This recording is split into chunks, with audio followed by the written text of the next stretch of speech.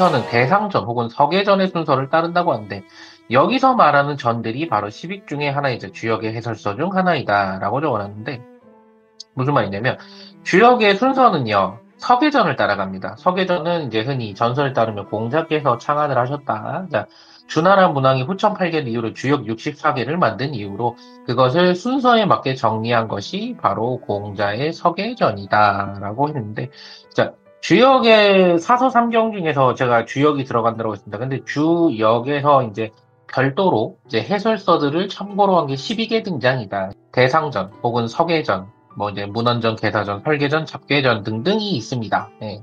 이건 여러분들이 관심 있으면 보세요. 근데 여기서는 대상전과 서계전 중심으로 나눌 겁니다. 즉 64개가 어떤 원리로 순번이 정해졌고 또 각각의 괴를 해석함이 우선한다 보기 때문에 서계전, 대상전을 참고하여 볼 것이다. 1번부터 보겠습니다. 건이천 혹은 중천건괴. 자, 어떤 학파의 어떤 가르침을 배웠냐에 따라서 건이천을 쓰냐 혹은 중천건을 쓰느냐 차이가 나눠지긴 하지만 두 개 다 똑같은 말이다. 참고로 그 건이천 혹은 중괴를 쓰는 단어나 혹은 고니지나 이런 것처럼 이제 위자를 쓰는 단어들은 보통 상괴와 합괴가 똑같은 일종의 숙괴라고 보시면 됩니다. 숙괴는 우두머리 숫자를 써서 64개 중에서 상괴와 합괴가 완전히 똑같은 8개의 괴를 따로 숙괴라고 부릅니다. 여러분들 숙괴는 참고로 이제 육효에서 주로 사용하는 개념이라고 생각하시면 되고 지금은 이제 여기서 64개 중에서 우두머리 으뜸이 되는 게 바로 중괴구나 혹은 위괴구나라고 생각하시면 됩니다. 즉 건이천, 중천건 곤이지 중지곤 뭐 이제 그거 말고도 이제 태위택이라던가 이런 것도 다 있습니다. 자, 1번 먼저 보겠습니다. 건이 천혹은 중천건 유천지 연우 만물생원 서계전 천행건 군자의 자강불식 대상전자 유천지 연우 하늘과 땅이 생겨난 이후에 만물생원 만물이 생겨나게 되었다. 자, 말 그대로 첫 번째 상경에 나오는 가장 첫 번째는 하늘이 가장 먼저 등장합니다. 그리고 그 두 번째는 곤이지, 즉 땅이 등장, 즉 하늘과 땅이 이렇게 만들어졌다라고 보는 거예요. 주역은 음과 양에 감응하는 일치, 음과 양이 움직이는 원리를 바탕으로 만들어졌기 때문에 그 시작은 하늘과 땅입니다. 그래서 건이천, 곤이지가 1번, 2번으로 등장을 한다. 자, 유천지 어느 만물생은 하늘과 땅이 생겨난 이후에 만물이 생겨나게 되었다. 자, 근데 여기서 이제 이건 서계전의 순서의 시작이고요. 그 다음에 대상전은, 대상전은 이 괴가 어떤 걸 참고하고 있는지를 보는 건데, 천행건, 군자의 자강불시. 자, 천행건, 하늘이 강건하다. 그리고 군자의 자강불시. 군자는 이것을 바탕으로, 저 이자는 무엇무엇이라고 생각하면 돼요. 그러니까 어조사 더의 개념하고 거의 비슷해요. 네, 그래서 그러니까 여기서 이는 뜻을 가지고 있는 문자가 아니라, 이런 뭐뭐의 의의 뜻이구나. 자, 그래서 천행건 군자의 자강불시. 하늘은 강건하고 단단하니 군자는 이것으로서 스스로를 마땅히 강해지게 자강불식이라고 하는 것은 스스로 강해지는 것을 잊지 않는다는 거예요. 그러니까 자기가 스스로 계속 단련을 한다 이런 의미로 보시면 됩니다. 네. 군자의 자강불식. 자, 천괴는 굳건한 하늘의 덕을 상징한다. 만물의 시작이자 매우 강한 하늘의 기운이고 넓고 큰 목표를 꿈꾸며 첫 시작을 기획하는 때이니 공명정대한 일에는 기라고 사사로운 일에는 맞지 않다. 자, 이건 무슨 말이냐면 자, 천괴는요. 자, 초효부터 상효까지 전부 양의 기운입니다. 한마디로 양의 기운이 매우 강한 거예요. 양은 움직임을 상징하는. 그래서 처음부터 끝까지 다 움직이기 때문에 이 경우에는 말 그대로 정말 무언가를 강하게 시작한 에너지라고 생각합니다. 뭐 예를 들면 단순하게 뭐 내가 이렇게 뭐 요즘 새로운 일을 궁리해볼까 이런 느낌보다도 내 삶의 방향성이 되는 매우 큰 목표. 나는 어떤 인생을 살겠다. 나는 내 인생에서 무엇을 이루겠다라고 아주 크고 거대한 목표를 상징합니다. 그리고 보통 저런 것들은요, 단순하게 내가, 내일부터 공부해야지 이런 느낌보다는 이건 좀 사사로운 일에 가깝고, 내가 기업 어떤 회사나 이런 걸 창립하겠다. 아니면 내 인생에서 내가 이거 하나만큼은 깨닫고 가겠다는 것처럼 내 인생에서 매우 크고 거대한 목표를 세울 때 이 괴가 많습니다. 그래서 만물의 시작이자 매우 강한 하늘의 기운이고 하늘의 기운은 되게 단단하고 완성돼 있고 고정이 됐다라고 주역은 느끼고 있어요. 그래서 천괴는 금을 상징하죠. 위도 금이고 아래도 금이기 때문에 얼마나 단단하겠어. 단단하고 강하겠어요. 그렇기 때문에 무언가 시작하는 뜻을 가지고 있었을 때는 정말 매우 크고 굳센 강한 마음으로 시작하라는 뜻의 건이천이 있다라고 생각을 하시면 됩니다. 그래서 공명정대한 일, 정말 타인들에게 큰 영향을 끼치는 일에는 매우 길하지만 사사로운 일에는 맞지 않다라는 거예요. 뭐 예를 들면 내가 오늘 밥을 뭐 먹을까, 내가 누군가랑 만날까, 내가 누군가랑 뭐 이제 흔히 말하는 같이 이제 살아갈까, 이런 사사로운 일에는 그렇게 썩 맞지 않다라는 거. 맞지 않다라고 표현하는 거는 뭐 불길하다 이런 느낌보다도 오히려 뭐 내가 먹고 자고 쉬고 놀고 하는 일에서는 네가 그런 것에 매진을 하는 게 맞냐라고 일종의 경고예요. 사사로운 일에는 그렇게 크게 길하다라고 보긴 어렵지만, 물론 뭐 불길하다 이런 건 아닙니다. 대신에 기왕이면 큰 마음에 큰 뜻이나 큰 의미를 품고 있을 때 비로소 이 괴는 길게로서 친다. 라고 생각을 하시면 됩니다. 자, 형상은 6마리 용이 하늘로 승천하는 모습이라며 크게 기람을 뜻하기도 하나. 자, 여기서 말 그대로 하늘 위로 6마리 용이 승천하는 것처럼, 정말 내가 내 삶에서 큰 방향성, 큰 목표를 세우고 사사로운 일보다는 공의, 즉 바깥으로 나거나 외부로 드러나는 일에서는 굉장히 큰 뜻을 품고 시작을 하겠다. 말 그대로 세상을 향해서 출사표를 던진다. 이런 느낌으로 생각을 하시면 됩니다. 자, 크게 기람을 뜻하기도 하나 다리 차면 기울듯 어느새 쇠하기 쉬우니 항상 근면과 겸손으로 매사 임하는 게 좋다. 특히 건이천괴는요. 명예랑 관련이 깊어요. 제가 사사로운 일에는 맞지 않다라고 하는 건 건이천괴는 그러니까 부귀를 논할 때 부한 괴는 아닙니다. 상대적으로 부에 대한 괴는 아니에요. 뭐 돈을 많이 들어온다라든가 그런 느낌은 아닙니다. 근데 귀랑 관련이 깊어요. 그러니까 귀하다라는 관련이 깊은 괴이기 때문에 이 경우에는 부보다는 귀, 즉 돈보다는 명예나 혹은 관직, 혹은 승진, 혹은 영전과 매우 깊은 관련이 있다. 그것도 낮은 자리에서 임하는 것보다는 집안에 큰 경사가 날 정도로 매우 큰 명예, 영전, 말 그대로 위로 올라간다. 라는 느낌으로 생각을 하시면 되겠습니다.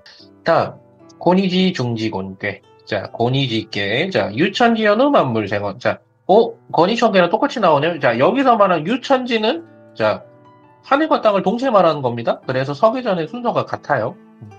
서계전에서 유천지연의 만물생원은 건이천괴와 고니지를 동시에 말하는 겁니다. 그 다음 대상전. 지세곤 군자의 후덕재물. 땅의 모양새나 형상은 곤괴이니 군자는 여기서 또 이자 나옵니다. 여기서 무엇무의. 자, 그래서 군자는 마땅히 이를 본받아 두텁고 큰 덕으로 만물을 포용해야 된다. 자, 여기서 후덕재물은, 뭐 돈을 많이 뭐 후덕하게 번다 이런 느낌보다도 이를 본받아서 두텁고 큰 덕으로, 넓은 덕으로 만물을 포용해야 된다. 모든 사람들을 감싸 안아줄 줄 알아야 된다.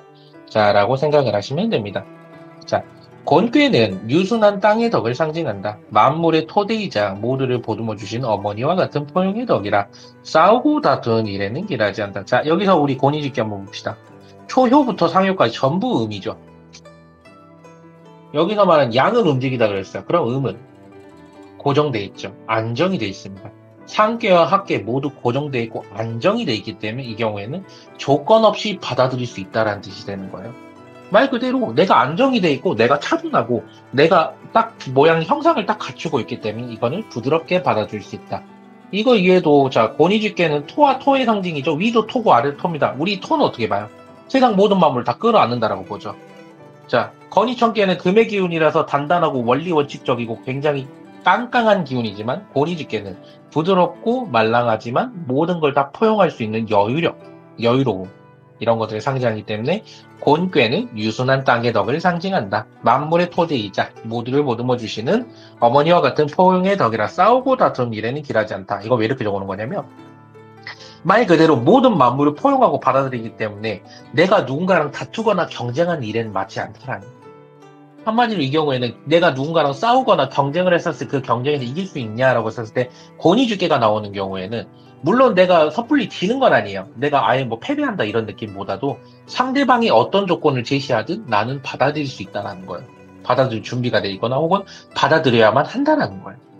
그래서 사실 송사에서는 권위지는 그렇게 길한 괴는 아닙니다. 다투고 싸우는 일에서 권위지계는 그렇게 좋은 괴는 아니지만 그래도 참고 인내하며 타인을 보듬거나 양육하며 다툼을 피하니 끝내는 평화로움을 볼 수 있다. 즉 내가 원하는 조건을 100% 맞출 수는 없지만 그럼에도 불구하고 평화로움을 맞을 수 있다. 연애사에서 고니짓기가 나오면 어떻게 됩니까? 둘 다 섣불리 움직이지 않는 거예요. 만약에 내가 어떤 상대방을 생각하면서 고니짓기를 모았어. 그럼 이 상대방은 조건 없이 나를 받아들인다는 뜻도 될 수 있겠지만 한편으로는 내가 움직여야만 이 사람이 날 따라올 수 있다는 거예요. 그러니까 이 사람 마음의 준비는 돼 있는데 내가 움직이지 않는 이상 이 사람은 섣불리 나를 따라오거나 나에게 좋다라고 표현을 할 수가 있다 없다? 없다. 라고 표현할 수 있는 겁니다. 이 사람에게 순종하고 그의 그늘에서 노력하여 그의 인정을 얻어내면 길하다라고 적어놨는데 여기서 권위집계의 특이한 개념이다. 권위집계는요. 특히 권의 개념은 지의 개념은 포용성, 받아들인다이기 때문에 누군가가 나를 끌어주거나 리드하는 상대방이 있어요. 즉 나의 상사라던가 뭐 이제 나의 뭐 연인이라던가 이런 사람들한테도 이 사람들의 그러니까 이 사람들이 나를 어떤 목적을 가지고 나를 리드하거나 주도적으로 이끌거나 할 때 내가 거기서 부드럽게 따라주고 부드럽게 조율을 해주면 나에겐 결과론적으로 이득이 된다. 혹은 나에게 굉장히 길하게 작용을 할 수 있다라고 볼 수 있는 겁니다. 참고로 권위집계는요, 아이를 낳거나 혹은 이제 출산 혹은 이런 쪽에서는 순산 가능하다라고 보기도 합니다. 자, 다음 술의 둔 혹은 술의 준 4대 난괴. 제가 가로쳐놓고 4대 난괴라고 적었는데 주역 64개에서는요. 4대 난괴라는 게 별도로 존재를 합니다. 4대 난괴라는 게 뭐냐면 주역 64개 중에서도 어렵다 난자를 쓰는 게 있잖아요. 즉 현재 상황이든 어떠한 일이 처해 있든 모든 것이 다 가로막혀 있거나 뜻대로 진행되지 않는다라고 보는 4대 난괴라는 게 존재하는데 그 중에 첫 번째가 바로 술의 둔 혹은 술의 준괴입니다. 술의 준은 이제 보통 마찰을 할 때 술의 준이라고 하는데 한자는 똑같습니다. 한자는 똑같지만 술의 둔 혹은 술의 준으로 보는 견해가 있는데 요새는 술의 준이라는 단어는 잘 안 쓰는 것 같아요. 이건 보통 보법에서 많이 쓰셨던 거거든요. 하지만 옛날 도사님들이 많이 쓰셨던 멘트는 술의 준이고 요새는 술의 둔으로 봅니다. 자, 둔은 이제 새싹이 이제 막 그러니까 새싹이 이제 막 땅에서 막 발하려고 하는 상태예요. 그러니까 시기상으로 보면요. 2월 하순이에요. 그러니까 아직 이제 새싹이 나오긴 나왔는데 아직까지 너무 추운 거예요. 뭔가 일을 결행하거나 일을 뭔가 벌리거나 하긴 좋지 않다라고 보는 괴라고 생각하시면 됩니다. 자, 서계전입니다. 영천지지간 자유만물 고수지둔 둔자영야 둔자무시 둔자물지 시생야. 여기서 굳이 모든 한자를 외우실 필요는 없어요. 단지 여러분들이 이거를 나중에 설명할 일이 있을 때 이런 이유로 이게 생겨났구나라고 알아두시기만 해도 충분합니다. 하늘 땅의 사이를 체험은 오직 만물이니 그래서 둔괴로 받았다. 자, 여기서 그러니까 고수지이라는 단어가 등장하는데 고수지라는 건 이걸로 받았다라는 거. 이로써 받았다. 받았다라고 하는 건 다음 괴가 왜 이 괴가 나온지에 대한 설명이에요. 이것으로 받았다. 즉 다음 괴는 이것이다라고 생각을 하시면 됩니다. 둔자영야 둔자물지 희생야. 말 그대로 술의 두는 이제 막 하늘과 땅이 만나서 이제 처음으로 이제 물질과 만물이 생겨납니다. 자, 음기와 양기가 부딪혀서 오행이 생겨났듯이 세상 만물에는 이것저것 막 생겨나는. 근데 우리가 초보 엄마, 초보 아빠를 생각하면 돼. 아기가 태어났어. 근데 초보 엄마, 초보 아빠 어때요? 아기 막 울면 당황하고 아기 막 뭐가 불편해서 우는지 뭐가 어떻게 하는지 아무도 모르잖아. 답답하죠.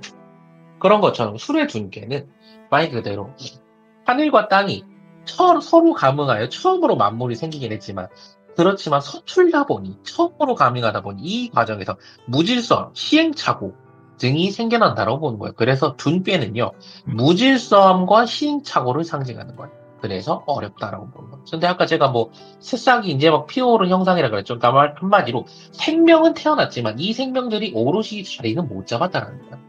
그래서 어떤 일을 시작하려고 마음은 들지만 상황이 따라주지 않는다라고 보시면 됩니다. 자, 대상전보입니다. 운뢰둔, 군자의 경륜. 자, 우레가 구름 속에 갇혀 있는 것이 둔괴이니 군자는 이로써 마땅히 세상을 경륜해야 한다. 여기서 경륜은요, 시실과 날실이거든요. 자, 선생님 시실과 날실은 뭔가요? 라고 하셨을 때 왜 우리 배 짠다 그러잖아요. 옛날 어르신들 직무를 짤 때 가로선은 시실이고요. 세로는 날실인데 시실과 날실에 이리저리 왔다 갔다 하면 실을 막 짜거든요. 그런 것처럼 말 그대로 술의 둔깨를 만났을 때 군자, 여기서 말하는 군자는 보통의 사람이 아닙니다. 여러분들 굉장히 큰 대인 혹은 귀인이라는 소리예요. 그러니까 귀인이거나 높은 사람은 이런 난세를 만났을 때 자신이 뜻대로 이루어 나가려고 노력을 하거든요. 여기서 말하는 군자, 선왕, 대인 이런 사람들은요. 보통의 사람들은 아닌 겁니다. 한마디로 히어로, 굉장히 큰 사람들, 그릇이 크고 마음이 넓고 굉장히 영적인 면모를 가진 사람들은 군자, 대인, 그리고 선왕은 주나라 문왕입니다. 굉장히 역사 속 인물이 등장하기 때문에 여러분들이 그거를 헷갈리지 않았으면 좋겠어요. 이로써 자 다시 둔기로 넘어갈게요. 자 이것은 인간사에서 혼돈의 상황과 같으니 예를 들어 둔을 막히다, 정치하다, 고민하다 등으로 본다. 자 간단하죠. 세상 모든 만물에서 내가 어떤 점사를 보든 둔계가 나왔다. 올스톱입니다. 아직 때가 아니라는 거예요. 기다려, 멈춰, 아직 아니야. 라고 둔계는 경고를 하고 있는 거예요. 근데 반대로 내가 이걸 반드시 해야만 했는데 술에 둔계가 나왔다. 아 이거 안 되나? 그러려면 이거 안 되는데 어떻게 해야 되지? 그럴 경우에는 필히 귀인의 도움이 따라야 된다는 거예요. 여기서 말하는 귀하는 나를 도움을 줄 수 있는 사람, 나에게 굉장히 크나큰 도움이 되고 내가 어떻게 나아가야 될지 도움이 되는 정말 큰 사람이 나를 도와줄 경우에는 내가 그 사람의 도움을 멀리 해야 될 게 아니라 반드시 귀담아 들으라는 거예요. 귀담아 듣고 이 사람이 조언한 대로 움직일 줄 알아야 된다. 그런 경우가 아닌 통상적인 상황에서 혼자서 무언가를 하려고 하면 막힌다, 안 된다 라고 보시면 됩니다. 그래서 4대단계예요.